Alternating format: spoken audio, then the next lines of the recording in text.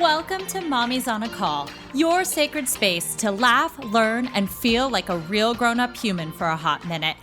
I'm Stephanie Uchima Carney, a mom of 3 under 6, serial entrepreneur, business strategist, and donut connoisseur, just trying to get through the day one cold cup of coffee at a time. I believe that with more intention, a positive mindset, and self-care, it is possible to thrive in motherhood, business, and life. My mission is to uncover the daily rituals, life lessons, real-life tactics, and favorite tools to inspire and empower you, mommy, to get the most out of life every single unpredictable day. So grab your headphones, tell your kids you're on the potty, and tune in weekly for some laughs, knowledge bombs, and plenty of real talk with real moms, and maybe a dad or two. Welcome to the Mommy Pod.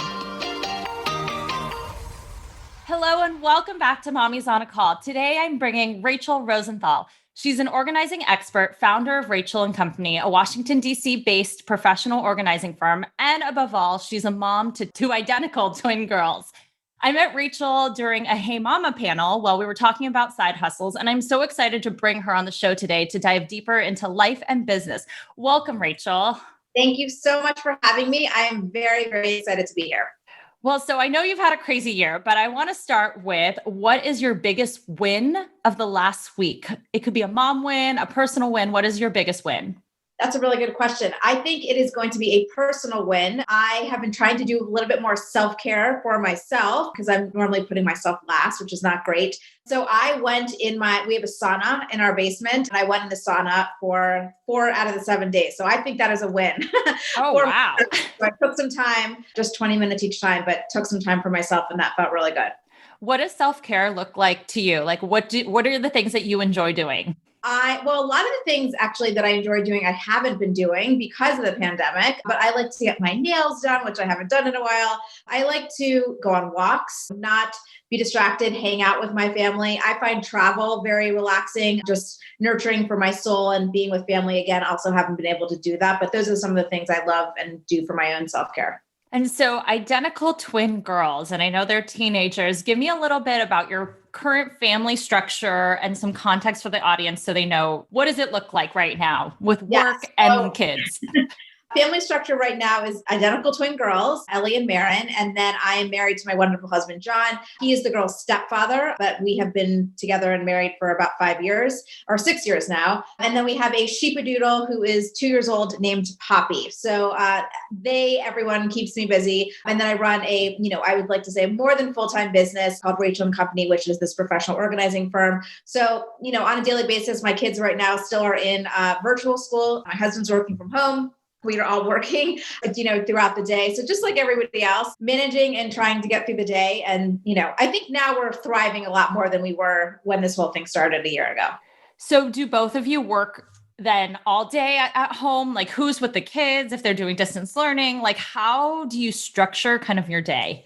Yes. So we are both at home. My husband's on the bottom floor with one daughter. My other daughter is on the middle floor, and I'm in my office on the top floor. And so both of us work all day. However, we break down, who the meal. So for example, my husband does breakfast and lunches, and I do dinners. We take different responsibility for who takes care of the dog. Throughout the day, they're 13, so they are pretty self-sufficient. I always say, I feel for those people who have younger kids who have to sit there on the computers with their children right now.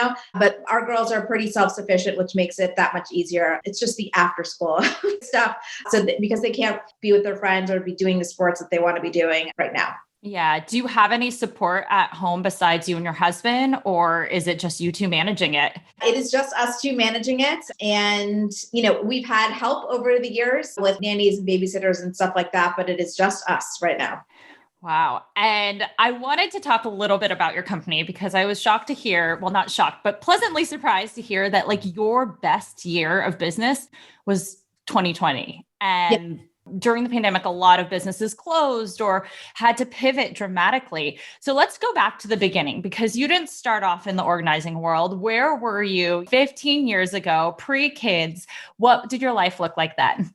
Yes, it looked very different than it does now. I like to say that's BC, before children. But I went to law school. I went from college and I went straight to law school. And I said, you know what? I want to be a lawyer. My father's a lawyer. My mom encouraged me not to go. But I went to law school and I found my education to be wonderful. I loved it. And I thought I wanted to practice law, but then realized, you know what? I'm going to be sitting at my desk for every meal. I'm going to get stomach aches, and decided, what can I do with my sort of type A personality? And organizing was not a thing at all when I started. There was no HGTV. There were no shows. There was nothing. So when I pivoted, I spoke directly between the context of how do you manage your time and your physical spaces. And I went into law firms and talked about that. So that's how I started. And from there. So wait, I have a question. Sorry. Like, where did the organizing stuff begin? Like, did you always like doing it as a kid? And you also said something that I want to ask. You said my stomach hurt at my desk. And it was stressful. I think now that's not to say I'm not stressed in my business right now. I'm just stressed for other reasons. But I think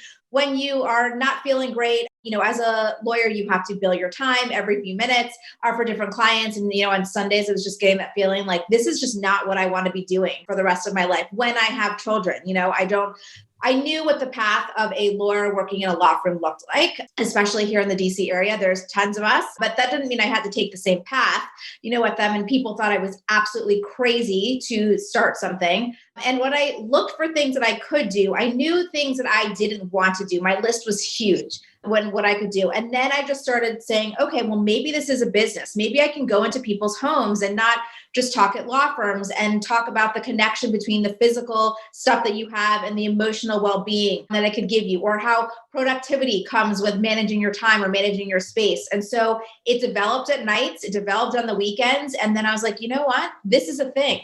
People, when I started, said, what is a professional organizer? They just thought, you know what? You're a glorified housekeeper. You are a housekeeper. People didn't understand. And I just kept saying, you know what? Let me show you what the results are. Let me show you how you're going to feel, how your house is going to look, how your desk is going to feel, how you're going to get a better productivity evaluation at work. And from there, people just kept talking and kept talking. And then there was some press. And then I'm like, you know what? This is a business. And it started, and it was a little before my children were born, where I really started to play with it. And then, of course, timing of having twins, but I put my business on hold and kind of gave it to someone else, and then came back on the ground running as soon as I could. At what point did you actually leave your law firm? And at what point did you feel comfortable doing it? Was it you were financially stable, so you could do it? I think for a lot of us, it's hard to make that leap. It's hard to just take, I guess, a leap of faith in yourself and feel comfortable. And especially you had twins, you had kids, they were dependent on you. Yeah. So I think, so I actually jumped ship before they came, before they came. And so, but you know what? I always say I'm not the person to ask, but I had really I had a business plan, but not a true business plan, because I had gone to law school. I always say I should have gone to business school. But you know what? I made a jump based on emotion, which is not very practical, right? So I felt like, you know what, when am I ever going to be financially stable? If I want to have children one day, then the money's going to go to the children.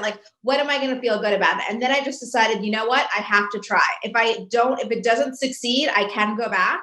That's always a possibility. And I think a lot of people forget that. I feel like they think it's black or white and there's no sort of options in between. But there was a chance for me to go back. And maybe it was to a different firm or a different, up into the government or wherever it was. But I just said, you know what, I'm going to try it and see how it goes. And then from there, give myself some grace, some time, see if it works. And it took off. And so then I was like, I'm never going back. But I always have in the back of my mind on really rough days because owning a business, as you know, is no small task, but would I ever go back to being a lawyer? And the answer is probably no. Actually, it is no. It is no. No, it's not. I think you made a good point though. And by the way, it's not bad advice to jump on emotion, because that means you truly kind of believe in it and you're so passionate about it. And I think it gets this stigma of oh, don't just pursue your passions. Don't just do this, have a backup plan. But I mean, technically your backup plan was you could always go back to be a lawyer. You can always do something like that. So you did have an actual plan, but I think that gives a lot of motivation for other people out there that don't be afraid. And you're right. There's never a good time. You're always going to have something. So if you really want it, just go for it. Yeah. I mean, I think a lot of people thought I was crazy. And, I just said I wasn't happy doing what I loved. And yes, I was helping people, but in a different way than I am right now. And I was not in control of my life. I felt like, I'm going to work, I'm working 9 to 5. I'm sure that's how a lot of entrepreneurs feel, where then if you work for yourself, it's a lot different. I work more than 9 to 5 now, but it's for my own business. It's for my own reasons versus someone else. And again, it's a very hard jump. People thought I was nuts. I'm sure people still think I'm nuts, maybe, 13 years later, 14 years later, but it was the right move for me. And it was scary. I'm not going to lie. It was scary. There have been many years in business where I felt unsure and why did I do this? But, again, after last year, I'm like, you know what? If we can do this during a pandemic and come out on top in our best year, the sky's the limit. So let's talk about that actually. What do you think are the top 3 things that were key things that you did in your business to make it successful last year? Okay, so first things first is I did not pivot in a knee-jerk reaction because I knew my ideal client. So our client here in the Washington, D.C. area and where we travel is a client that wants us to come in and do it for them. So they want us to move them. They want us to bring product. They want us to design their closets and all of that. And I saw a lot of organizers who were quickly pivoting to online services and virtual services because everyone was now at home. And I just kind of sat back and said, you know what, that's not my ideal client. And that might be fine for those other organizers. But for me and my business, I knew I can't do that because that would be starting a whole different business, which I didn't want to do. And I knew was not going to continue, forever, obviously with the pandemic, but I didn't make a quick pivot. And I think that was good in that I just didn't rush into a decision in terms of creating a different service or, finding a different clientele. So that was, I think, the first thing. So, but on that note, because you have a very in-person type of business, a very hands-on, I mean, you're in people's physical homes. A lot of people were scared. They wouldn't even go to the grocery store. So right. Was that a barrier at all? Or were these ideal clients people who are like, I don't really care. Like, I want her to come in here. We'll be as safe as possible. Like, yes. Or did you get a lot of people who were like, I'm not sure, like, I don't want you in my house. And we stopped for a little bit because it was regulated by, all the states. We work in DC, Maryland, Virginia, and we couldn't physically go in and my team wasn't going to go in and, everything was too scary at the point. What we did do is pivot in a way that we worked with embassies here and we worked more under project management and construction. So then we didn't have to, it was sort of categorized as something different and we could work under the construction management stuff. And I was doing a lot of closet design where I didn't necessarily need to go into their homes. And then all these clients waited for us. And so when we finally said, we're opening back up, our team might be smaller for a little bit, but we're opening back up. When we got the go ahead, it was like the floodgates opened because, everyone had been home. And then, in terms of me pivoting, I was at home. So I started doing a lot more stuff, talking to people online, doing series with people online, and then just working on my business versus in it, because I had this opportunity to sort of pause and say, all right, how's our website functioning? How are our client procedures functioning? And really fine tune things to make sure that when we did go back up and running, we were ready to go. Because again, even in, 13 years in businesses, there's always tweaks to be made. I feel like there's always a learning experience to be had. And so I was just saying, you know what, this is what I'm going to do during this time. And then what was, I think, the third thing, do you think? Third thing. So you didn't pivot. You worked on kind of fixing all the tweaking the business, working on the business versus in it.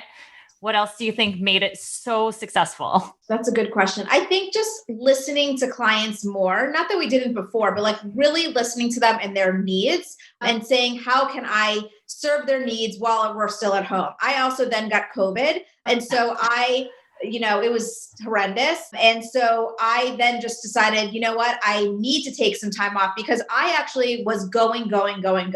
And I think the business, i.e. me too, needed some time for a break. So not that the pandemic came at a great time. It never is going to come at a great time. I don't think anyone can categorize it that, but it allowed me to take some time for myself to make sure I was healthy enough and, ready and, emotionally better to take a break as well, because we can only go for so long before we run out of steam. And that also will impact the business. So I think taking that time, even though it wasn't a choice, I was in my room actually for a month. So oh my goodness. How did your family manage? How did your business manage? I mean, I assume you have a great team, but what are kind of the things I think that allowed you to step back for a month and have it keep going? So it was nerve-wracking because I'm not good, as I think I mentioned even in the beginning. good at taking care of myself. And this was, my husband just yelling at me, you need to do this. Your job right now is not your business. It's not to raise your family and take care of us. It is to get better. And so I had to, and I was not, because I was stubborn, but then I got so sick that there was no other choice really. And so I had to relinquish everything, and just, my husband learned how to cook, much better. He took care of the children. One of my daughters ended up getting COVID. We were quarantined in different places. I mean, it was very hard to parent. I would cry a lot of the nights knowing my other daughter wasn't there. I think about it now, I'll get emotional, but it was very hard. It was very hard. But my husband, he became the everything. We had a lot of support throughout our community, people dropping off meals for my kids, like sending things in the mail so that they could play with things, like while I was, because it was very scary, to have your mother sick. And it was just at the beginning, and everyone's like, please try to avoid the hospital. And did you end up in the hospital, or? I didn't end up in the hospital. We had a pull socks on me from like day one. And there were days that were like, we're finally going, but I never ended up going. So just, wow, it's hard to get emotional. It's just coming up on a year of it. So it's I don't know.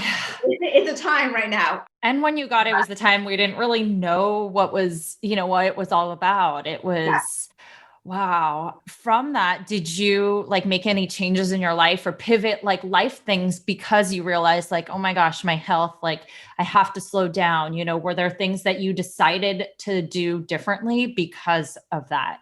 Yes. And I'm still, to be honest with you, working on it, because every single doctor has told me I need to slow down. I'm one of those wonderful long haulers that people are reading about. And so I'm not back to 100% health.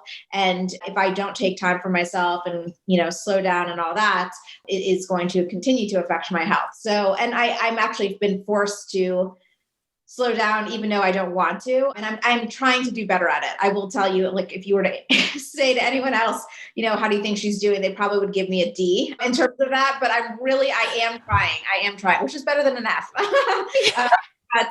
Welcome to being type A. Yeah. I don't know your type at all. I know, I'm sure. It's hard. But when you do have health scares and all of that, I continue to work because it makes me feel good, and I like helping other people. But then, what they say is like, if you go down, the ship goes down. So, and that's in life, in your family life, that's in your business too. So, and I see that it's hard, but I'm really working on it. And it's hard to slow down when you have so much momentum. So did you hire more team members? Like, how are you able to keep up, but still slow down? Yeah. I mean, I think, again, one of the wonderful things about COVID was, we had people where we weren't working necessarily with as many clients. So we weren't juggling as much for the first time ever. But I have hired a lot more people. We've changed our processes, just trying to, again, tweak things as best we can so that, giving more responsibility to people. Again, it's still a work in progress, but we continue to have wonderful clients and big jobs and all of that. So that hasn't slowed down, but you might have to wait a little bit longer, because we are so busy right now, which I find has been happening around like the interior design industry and other industries that we work alongside, because, supply chains are off still, and things are just, people are like, they've been in their homes and they're still in their homes, but they're like, I want to do something about it. And so hi, we have an architect coming today because we're like, we need more space. Like, I had my third kid during COVID. So right at the beginning of the pandemic, had kid number 3, and being home, 5 of us plus a nanny, I'm like, we need a bigger house, but we're not going to move. So what can we do? So I totally get it. Yeah. And you just stare at your like space and you're like, oh, this makes me feel like I feel claustrophobic, or it's cluttered. Right. I mean, I always say there's a connection between the physical stuff that we have and the emotional stuff. And then that's whether that's productivity, or you want to be in a space and feel less stressed, or, you're making so many meals. Like, all of us have been so at home, and, obviously with children, like, I feel like I'm in the kitchen all day long, but putting systems into place, having it be that other people can help, or even putting stuff on the grocery list, or, having your desk organized so that even though it's going to get messy, which I tell people there's a difference between being neat and being organized. My desk is messy right now. You can't see that, but my desk is messy, but it's organized in a sense that at the end of the day, I know where things are going to go. I'm going to set myself up so that tomorrow when I come back and start working again, I'm going to feel that much more productive and that better. And, starting my day off organized, because I know I'm not going to be able to control a lot that's going to go on during the day.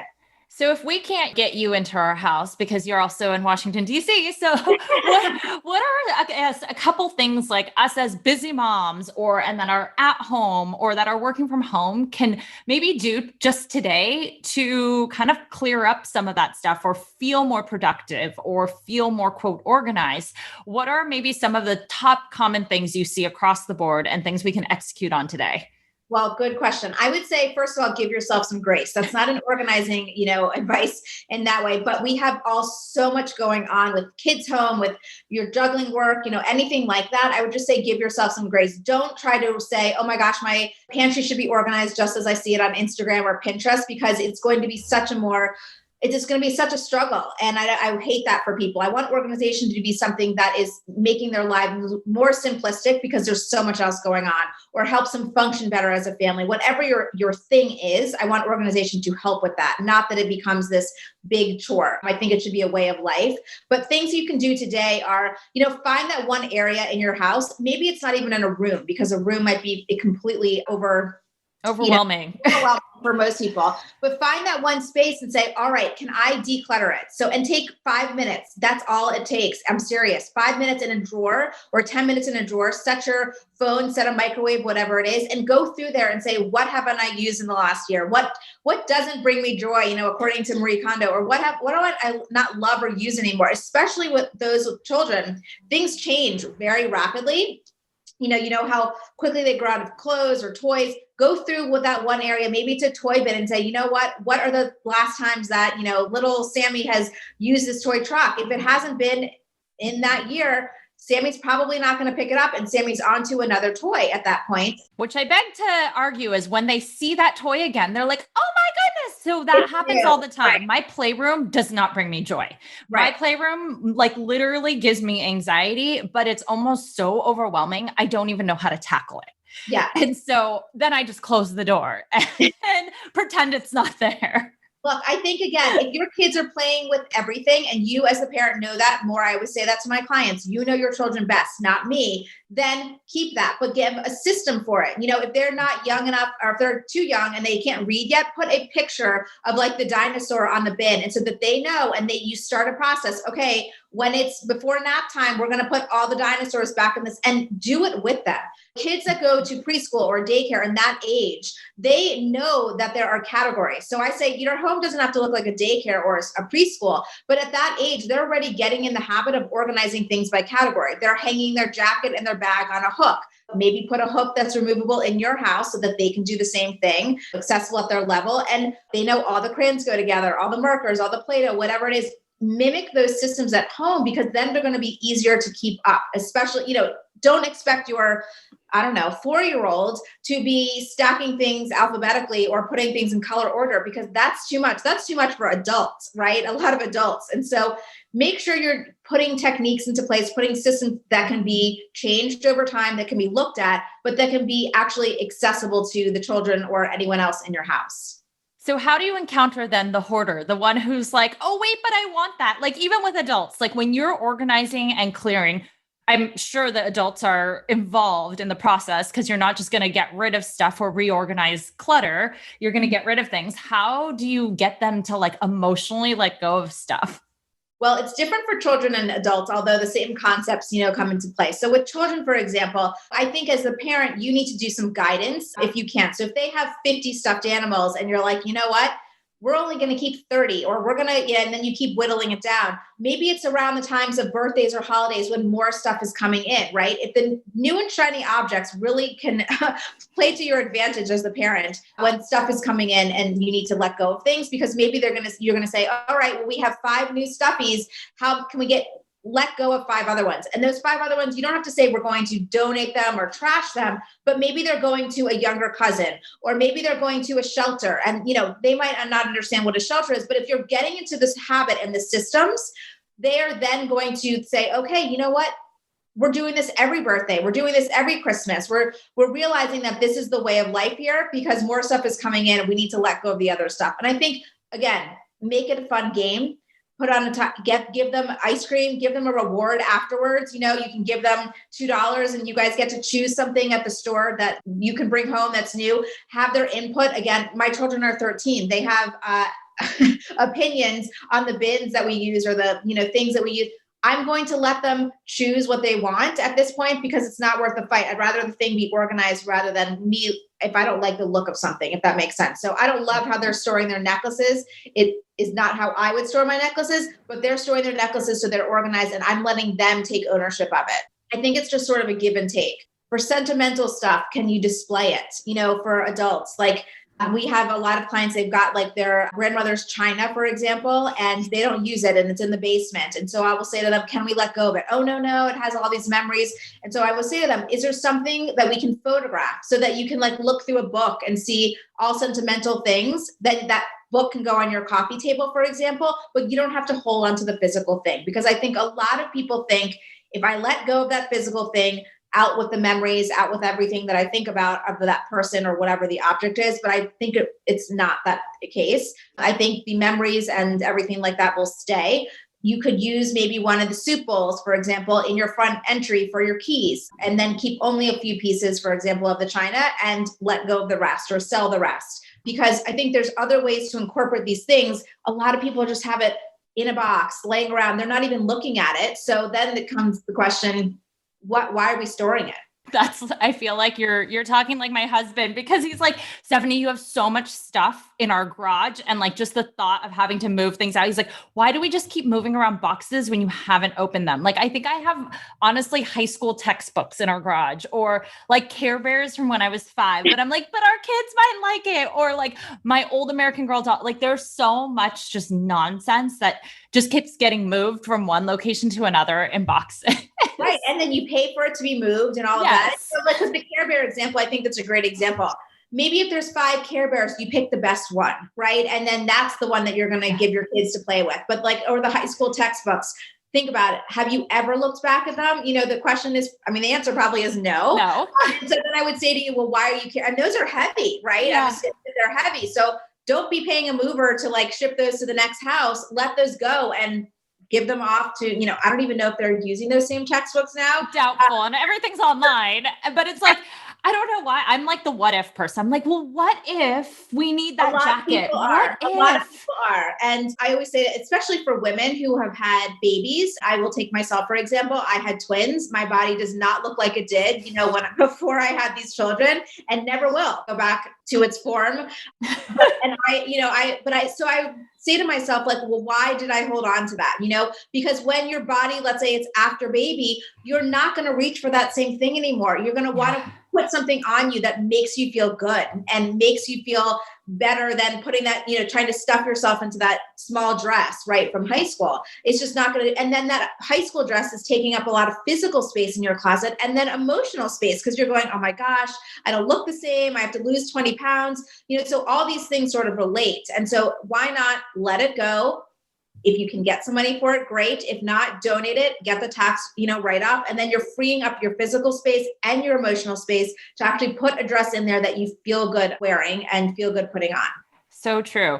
On that note of giving away things, where are your favorite places to kind of donate or to sell things? So they're all local right now. Okay. And I like a lot of donation places. So there's ThreadUp, which is a national thing that if anyone listening could do. So what you can do is they literally send you a bag.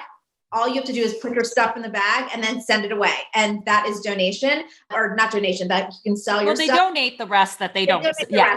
Right. And so, look, I always tell people you're not going to be becoming rich off of all those clothes. And you can actually do kids' clothes, I think, still. But it is a way to get that stuff out of your house all in one way, thing, and then make something for it if you are feeling guilty for letting those things go. There's also the Real, which is for more high-end items that I know is national too, that we use.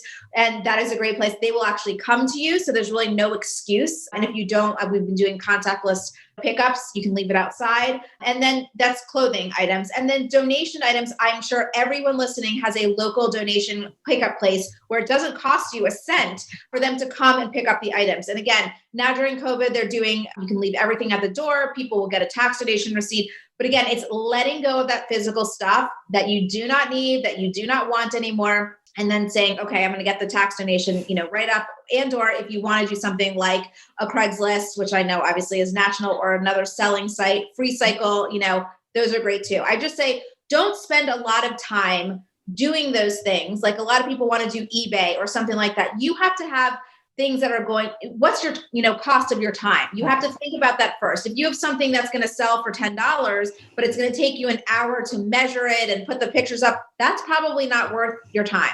So think about how much time you want to spend and the value of your clothes. I always, our clothes or items, whatever it is you're trying to sell or donate. But I always say in terms of consignment, think about it as 1/4 the cost of what you paid for it. Okay. That's being on average of what people get back. So if you paid $100 for those beautiful shoes, you probably are only going to get 25. It's sad, but you know what? If there's scuffs on those shoes, if all that kind of stuff, that's great. Great. You're going to get $25 back for it. Again, it varies through different consignment places, but you're right. It's totally time value of money there. Like, is it worth the time to do all that stuff? So to kind of, by the way, you have now inspired me to really start organizing my house and clearing. My husband keeps telling me, he's like, our daughter's 1 now, get rid of all her baby stuff. We're not having more babies.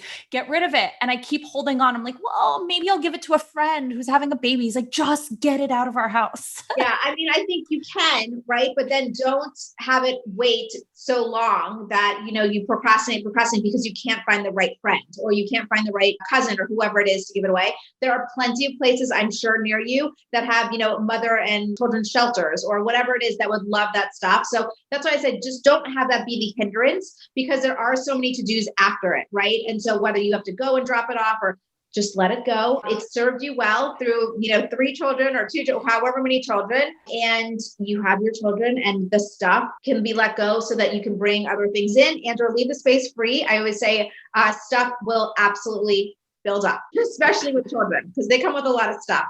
Exactly. Well, to wrap this up, I wanted to ask, what do you think is your mom superpower that you gained once you became a mom? Or like, what is your superpower in life that you gained once you became a mom?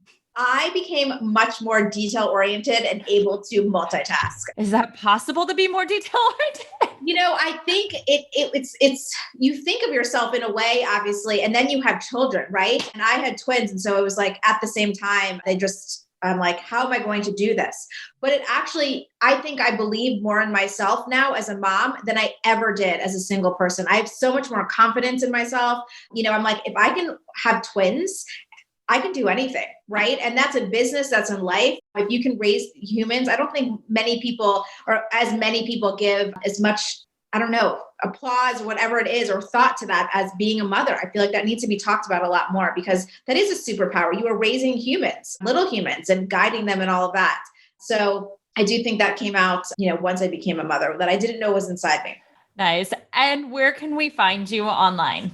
Online, my website is rachelrosenthal.co. And then I'm on Instagram a lot at Rachael Organizes. And those are the 2 main places I hang out. I do have a blog and a newsletter on the website, and the blog, goes up weekly and the newsletter monthly. So I hope everyone comes and finds me. And besides, I was going to say in person, are you still doing any virtual stuff? Are you still like training or anything? So I work with other organizers. I'm a coach for other organizers. So if any other organizers are out there, I do coach, and I do have a Facebook group of other organizers, but I have a course, an online course. So if someone is looking to get organized, you can find that on my website. So it's a guide to get organized of your entire home, and that you can find on my website. But that's the only thing I'm doing virtually as of the moment. I work with brands and things like that, but in terms of the organizing side of it, there's that one course. And then unfortunately, only in the Washington, D.C. area for now until we can travel all safely.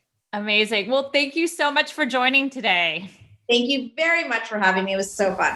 Thank you so much for listening to this episode of Mommy's on a Call. Your support means the absolute world to me. You can find the show notes for this episode and other goodies over at mommysonacall.com. And if you enjoyed this episode or have gotten value from the podcast, I would be so grateful if you could head on over to Apple Podcasts and leave a rating and review so that we can reach and empower more moms all over the world together. Thank you so much again, Mommy Pod, and I will see you here next time.